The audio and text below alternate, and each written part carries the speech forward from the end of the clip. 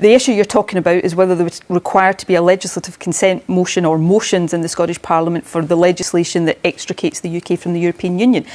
Looking at it from a logical perspective, I find it hard to believe that there wouldn't be that requirement. I suspect the UK government will take a very different view on that, and we'll have to see where that discussion ends up. We've had in nowhere near as big and controversial issues as this one, but we've had similar discussions in the recent past over the Trade Union Bill and over any legislation to repeal the Human Rights Act, and these are very live discussions. But we're running out of time.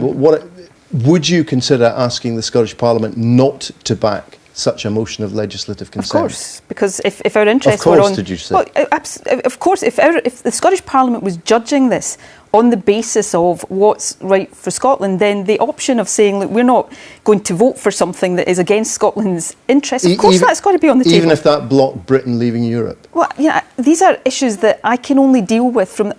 don't get me wrong here, Gordon, I care about the rest of the UK, I care about England, that's why I'm so upset at the UK-wide decision that's been taken. But my job as First Minister, the Scottish Parliament's job, is to judge these things on the basis of what's in the interest of people in Scotland. But can you imagine the fury of the British people if you stop them leaving Europe? I can, but it's perhaps similar to the fury of many people in Scotland right now as we face the prospect of being taken out of the European Union against our will. I didn't create these situations.